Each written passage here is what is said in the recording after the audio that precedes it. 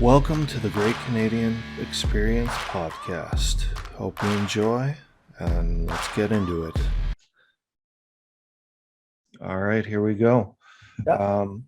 Welcome to the podcast. Today I'm talking to Nicholas from Expedition Accor. You guys traveled 7,600 kilometers from the north part of Canada and ended in Point Pelee. It took about 8 months and is the longest human-powered journey from north to south. When did you guys get the idea to do this journey? So we first got the idea as we were finishing a previous expedition.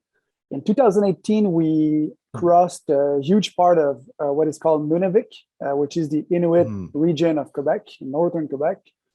So we traveled for 65 days by canoes in very kind of weird canoeing conditions, if I can say.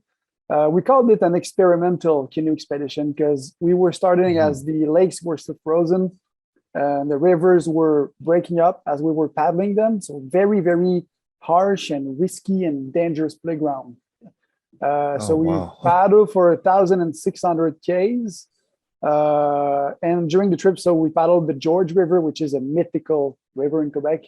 Then we paddled upstream the Coroc River and then climbed Mount Copvic, which is the highest peak we have in Quebec and the highest peak that is eastern to the Canadian Rockies. Then we finished by paddling 600 kilometers in on the Labrador coast in the Atlantic Ocean. Oh wow!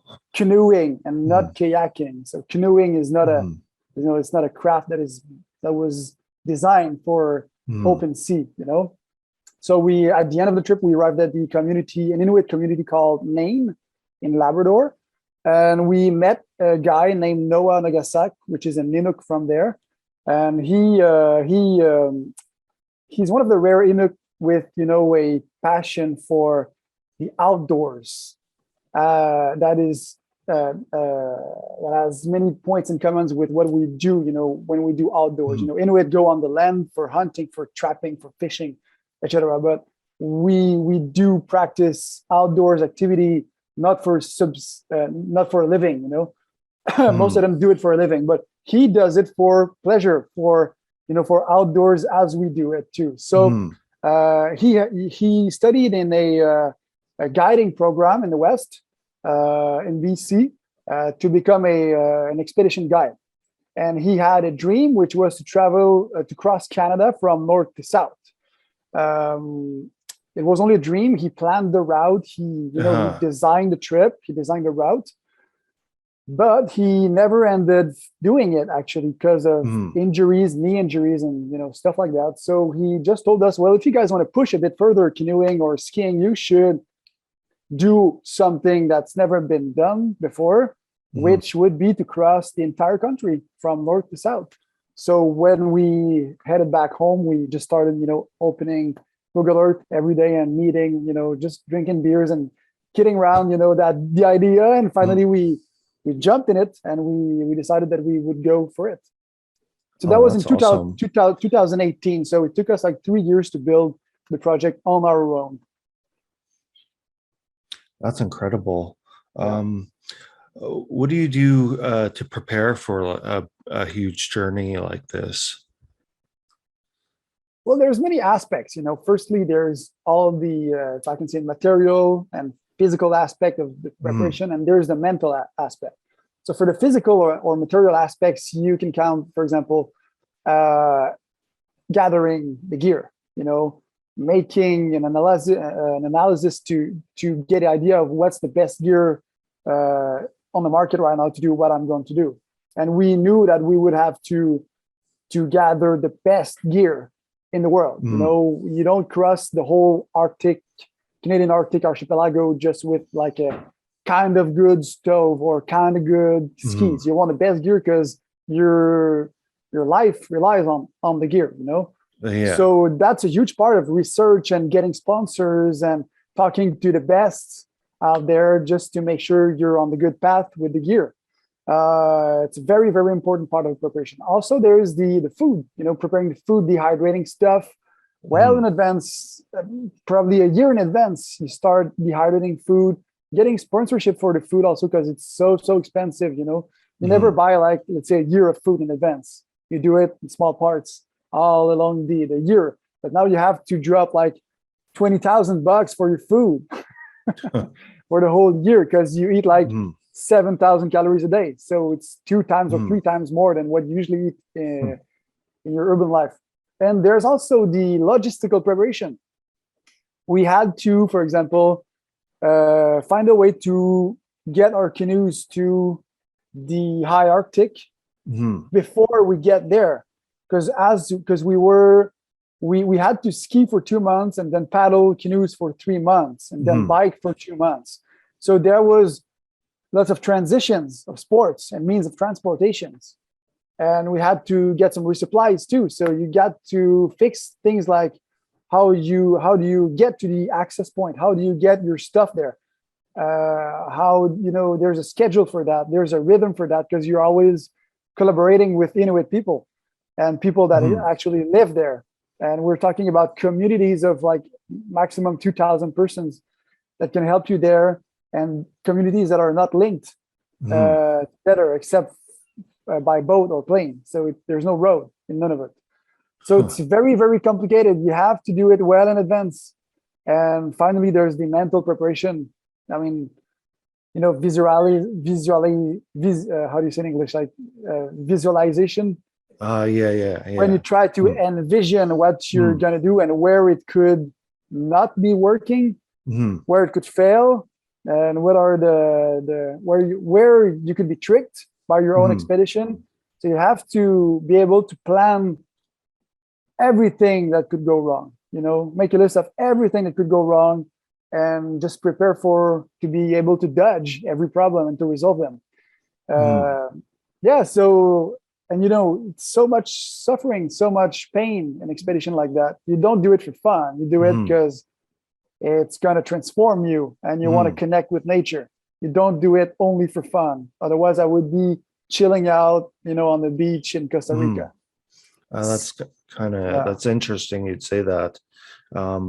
What was the most like transformative thing that you've noticed about yourself? Oh, that's a huge one. Well, it's so hard to answer that, because it's not even been 3 months since we're back, and we've been on the route for 8 months. So I'm only starting to get the real sense of what we accomplished.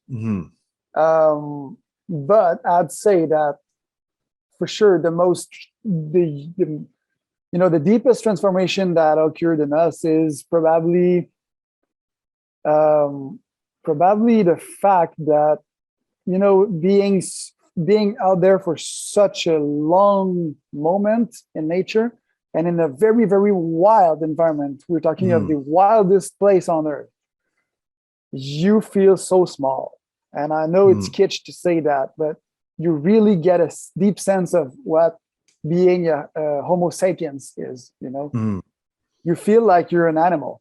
You feel like you are in the deepest connection with nature and with wildlife that one could experience in his life. I mean, you couldn't go further in the feeling of abandoning yourself to a trip, And when I say like you feel like can we even say that in English, like to abandon yourself? I think so. What I mean is, at some point it was so long. I mean, it took us 234 days to travel Canada. So it's very long. So at some point I had the feeling that it would never end. I couldn't envision the ending, the finish line, and I prevented myself from thinking about the end, because I had too much to do before that. I had too many miles to cover by ski, canoes, and bike to start thinking about the end of the trip. And at the middle of the trip, I had the impression that I was born in the trip. I forgot my life before. I forgot what I could do after that. It's only the very moment you're living now, in a total connection with your environment. So it's like a here and now feeling that I never experienced before. And I've been to wild places before. I mean, I traveled so many rivers in Quebec.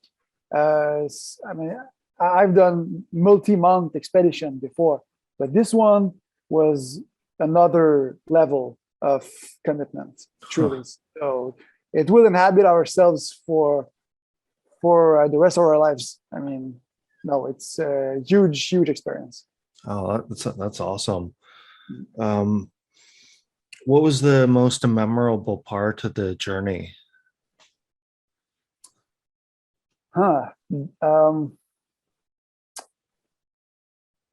Yeah, I would say that finishing okay, I'd say two answers for that. Firstly, a memorable moment in terms of landscapes and a beautiful moment was when we were holding our canoes behind us as we were evolving on the Arctic Ocean that was still frozen. So at some point we quit skiing and we started holding our canoes as if it was sleds or luggage. We were holding our canoes, and we were holding them on a frozen Arctic Ocean that was melting above us, under us, and it formed like blue pools of open water and white sheets of ice and snow that was still there too. And we were just contemplating that landscape that no one ever sees except Inuit. You never cross the country when the Arctic is melting. I mean, you're not supposed to be there because it could break up under you. So it's dangerous. It's a dangerous playground. But we were able to do it because we had the right gear and the right mindset. But it was a feeling of privilege to be there, and it was so magnificent as a landscape. And a strong moment, maybe a strong moment was when we finished the 90 days long canoe line. Took us 90 days to travel from the Inuit settlement of Joe Heaven in the Northwest Passage to the northern Saskatchewan, and the first dust road that we crossed on our path. So 3 months in a row. And when we landed on the road that is in the middle of nowhere, there's no town there, there's nothing. You just have this feeling of, you're relieved. You're relieved. I mean, it's done. It's checked. It's done. And that was a powerful moment. Yeah. Oh, that's awesome. What was there a part of the journey where you thought this might be too dangerous, or something happened or something like that? Yeah, there were many times. If I can say, for example, in the high Arctic, we were traveling from the weather station Eureka towards Resolute Bay, which is the second northernmost settlement in the world, permanent settlement, I mean. So we're talking about the 80th parallel, so it's very northern. And we were crossing, I mean, very high density polar bear population. So we saw many polar bears every day. We were crossing, fresh paths, fresh paws of fresh tracks, finally, of polar bears every day. So that's very frightening. We had to defend ourselves from polar bears. We had one night we had 4 of them sneaking around the tent. Oh, you couldn't sleep. You have to do a night guard shift, rotating, just to make sure that there's always someone keeping an eye on them so you don't get eaten. I mean, it's you have to know what you're doing there, otherwise it could end tragically. Yeah, and there was many animal encounters with muskox also, as we were in the barren grounds in the continental Nunavut, and we were chased by a huge muskox, lone muskox. I mean, he just charged us. We had to run for our lives. Oh, wow. for like a minute. Huh. I mean, no, it's Huh. crazy. I mean, we there was many times like that. Yeah. Mm. Mm. Um, did you meet many people along the way? I can't imagine there'd be too many people along the way. Um, we crossed a few Inuit communities Mm, along the way. So Resolute Bay, Joe Haven, Baker Lake. We had the chance to spend quite a few weeks there in each community, but between those communities, we never crossed anyone. We never oh, met wow. anyone.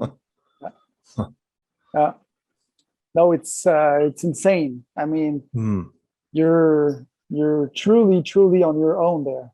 mm, No one's gonna rescue you. I mean, when you're skiing on the ice sheet on the frozen Arctic Ocean, you can't expect like rescue mm, to come within a few weeks. I mean, mm, so if you break your leg, you lose your leg and maybe die. It's just mm, another level of commitment. There's no rescue there.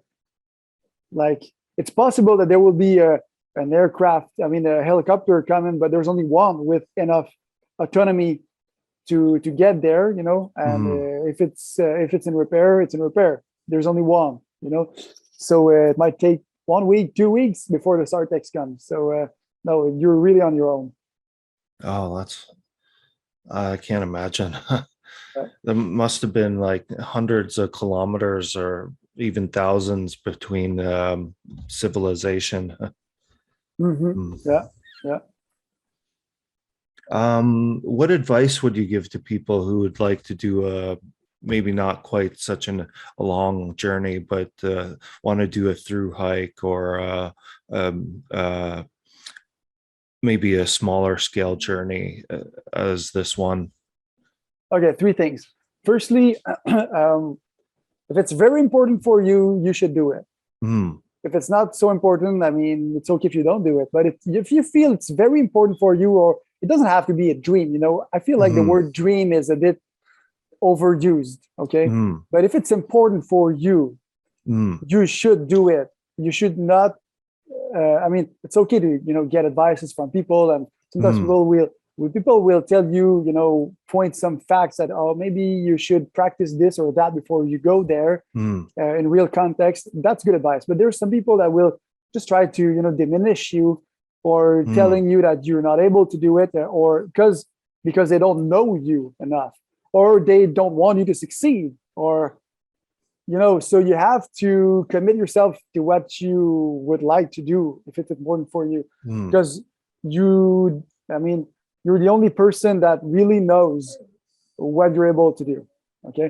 Uh, So that's the first thing. Second thing, um, uh, I mean, if you, I mean, that's something I learned throughout the years is mm, you it's a mistake to think that there will be opportunities. Okay, sometimes there will never be an opportunity, so you uh, have to create it. Again, if it's important for you, you have to start planning it yourself uh, instead of waiting for someone to propose you to go do it. And finally, you have to commit. I mean, it's sure that things in life are worth money. Okay, mm, it's very much likely that your dream or the thing you really want to do, the trip that makes you vibrate, it will be expensive, mm, and it will be long to prepare. So you need some patience, and you need financial means to do it. mm. But it's sacrifices. I mean, Yeah. people, in interviews, people always tell us like, "Oh, you guys are so lucky that you got the privilege to do it." Well, I agree that I am a privileged man in my country. I mean, I'm white, I'm cisgender, I'm in my Mm, 20s, I'm a man, everything. But on the other hand, I mean, I'm ruined financially. I have like 5,000 bucks in my account now. So I'm broke, but I wanted to do it. So I did it, no one paid it for me, or I mean, I organized it myself from A to Z. So yeah, I think it wraps it up. You have to commit yourself. Um, what would you recommend? Like, what for keeping the positive focus, like getting rid of the people who are trying to diminish you? Like, um, how would you keep focus in? Sorry, I'm mixing up my thoughts here. Like, how, what would you recommend to someone who has like negative people around them? You just ignore them, or what would you say? Well, you can ignore them for Hmm. sure. You can kind of disappear from a social life. Hmm. That's feasible. And I mean, at some point, if you really want to do something big that is big for you where you are in your life, Hmm.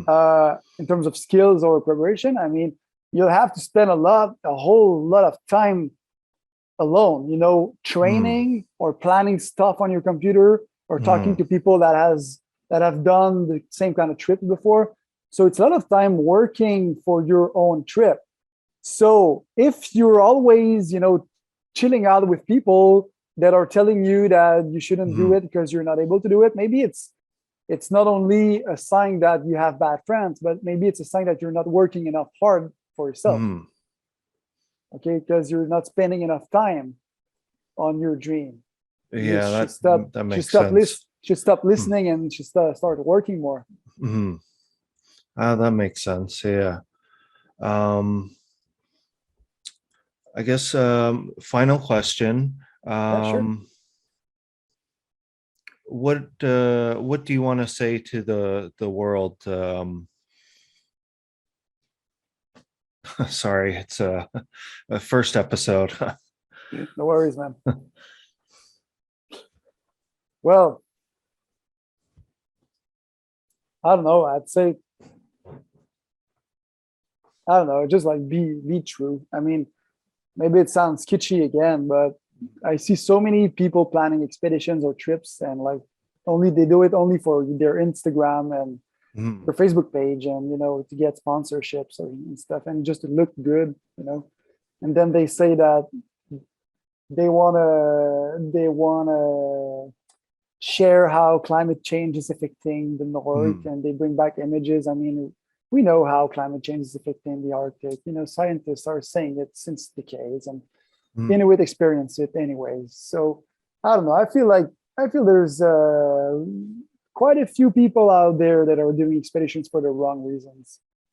And if someone really want to do a huge trip in the Arctic or wherever there's a strong and long historical occupation of indigenous people, they should think twice in terms of what is their branding. Hmm. How do they want to talk about their trip, and start Yeah. to have a position that is more decolonizing that colonizing and Hmm. be a bit more authentic about what the reasons why they do things. Yeah. Oh, And again, hmm. I don't think I'm Hmm. above that. It's Hmm. always a risk to fall into that. And Hmm. me myself, I've already fell into that. So it's why I know you have to be careful. Yeah. Yeah. All right. It was a pleasure talking with you. I Yeah. found out with you guys about from I found out about you guys from my friend Greg, who runs a website called The Best Quest. Okay. Cool. So I got to give him a shout out. Cool. And Cool. it was a pleasure having you on the podcast. Sure. Sure. It was my pleasure to be there, man. Take care. Thanks, you too. Get well soon. Yeah. Thanks.